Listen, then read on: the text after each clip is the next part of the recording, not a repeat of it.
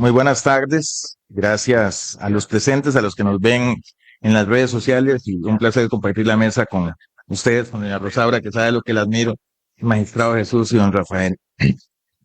A diferencia de los temas de doña Rosaura o del licenciado Carlos Salas, de lo que yo les vengo a hablar, ustedes siempre van a tener impacto con ellos, van a tener contacto con ellos.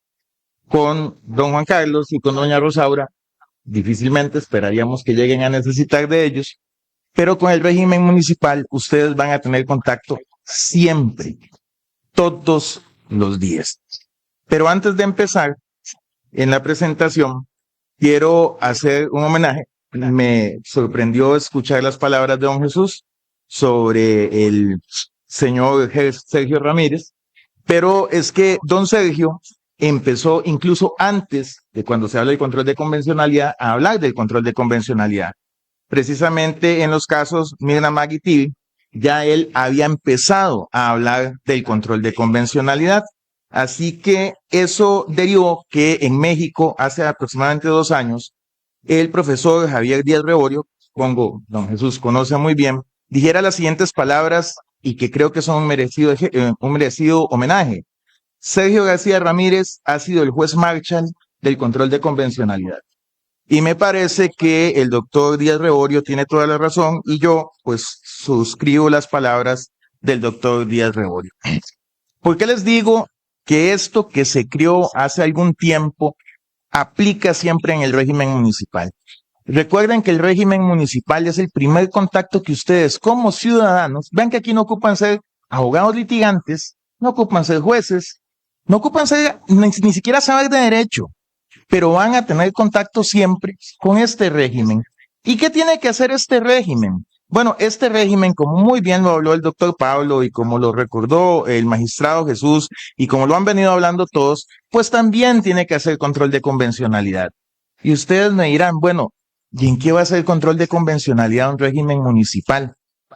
Para eso, yo los puedo dirigir a la opinión, al dictamen, perdón, PGR 036 de la Procuraduría General de la República, no importa, dejémoslo ahí, de la Procuraduría General de la República, que nace a raíz de una consulta de la regidora Ivania Chacón y del regidor Rolando Gamboa en el lejano cantón de Cotobruz. Y Cotobruz le pregunta a la Procuraduría cómo tiene que aplicarse el control de convencionalidad en el régimen municipal. Y entonces la Procuraduría en este dictamen le hace una serie de indicaciones, pues empieza muy académica a decirle qué es el control de convencionalidad, cuándo se origina el control de convencionalidad, pero eso no es la parte que a nosotros nos interesa. Vean qué interesante. Ya ustedes se fijaron en el plan regulador de donde ustedes viven. Ya se fijaron si su plan regulador, por ejemplo, les exige darle un terreno a la municipalidad cada vez que hagan 5 lotes. Ya se fijaron si el plan regulador donde ustedes viven les obliga a ceder sin ninguna compensación económica parte de su propiedad privada para que el gobierno local pueda aumentar el tamaño de las carreteras cantonales. Ya se fijaron en donde ustedes viven si el gobierno local a la hora de recalcular las tarifas que cobra por sus respectivos servicios aplicó principios constitucionales para hacerlo. Discúlpenme, pero voy a presumir que no. ¿Y saben por qué voy a presumir que no? Porque como el régimen municipal lo seguimos viendo como aquella cosita chiquitita que se encarga nada más de cobrarnos impuestos y recoger la basura, no nos interesa nada más sobre él. Pero resulta que aquí la Procuraduría, en el PGR 036-2024, nos indica la obligación del régimen municipal de aplicar el control de convencionalidad precisamente en todas estas acciones. Pero no solo eso, funciona también dentro del régimen municipal. Todos han repetido una y otra vez que toda autoridad tiene que hacer control de convencionalidad. Pero sin embargo, ahí anda dando vueltas la opinión consultiva C27-2021, que nos parece inaplicable en este momento en el régimen municipal. Ahí anda dando vueltas el caso Sutecasa versus Perú, que es del año 2024, que también anda dando vueltas en el régimen municipal, pero absolutamente nadie aplica. Y vean qué interesante, porque acaba de salir uno que es sumamente importante, que es la opinión consultiva 3225. ¿Y qué tiene que ver la opinión consultiva 3225 con el régimen municipal?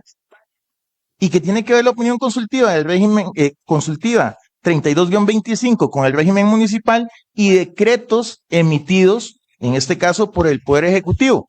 Bueno, yo vengo a dejarles más preguntas, porque mi tiempo es escaso, que respuestas. Lo que sí les puedo decir es que es necesario que los ciudadanos en general entiendan que esta obligación de los gobiernos locales no es simple y sencillamente porque la Procuraduría así lo estableció en el dictamen 36-2024. Realmente esta aplicación en el régimen municipal resulta en una necesidad de que el ciudadano se empodere y entienda que las acciones que este régimen hace sobre sus derechos humanos tienen que ser acordes al control de convencionalidad. Por eso los insto a que revisen, y les voy a dar un simple ejemplo. Este año se aprobó un nuevo reglamento de disposición de residuos sólidos. Ese reglamento ocasionó que las empresas aumentaran hasta en un 40% los costos de tratamiento de los residuos. ¿Y cuál fue la solución que encontró el régimen municipal? Ver en cada uno de los que está ahí sentados la fuente de financiamiento. Y aquello del principio de eficiencia y eficacia, y aquello de la dignidad kantiana, de no reducir a las personas a un mero objeto, no existió.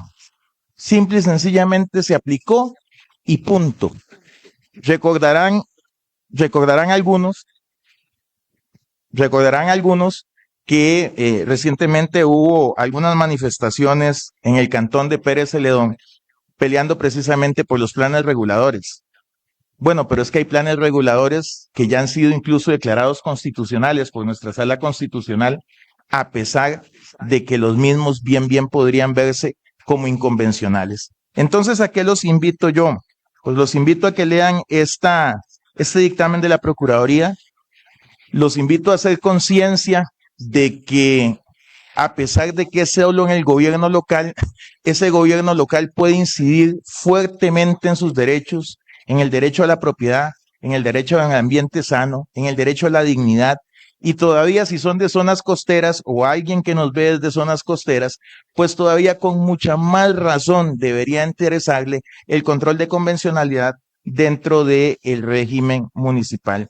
Realmente el control de convencionalidad lo considero yo una herramienta fundamental para garantizar el respeto a los derechos humanos desde todos los niveles. Y recuerden que el régimen municipal empieza todas las semanas en las sesiones del Consejo de Distrito, a la que sé que ninguno de ustedes ha ido una sola vez en su vida, porque muy probablemente ni siquiera saben que existen esas sesiones de consejos. Y a partir de ahí, a partir de esas sesiones, es donde nosotros podríamos empezar a exigir que se nos aplique este tipo de control.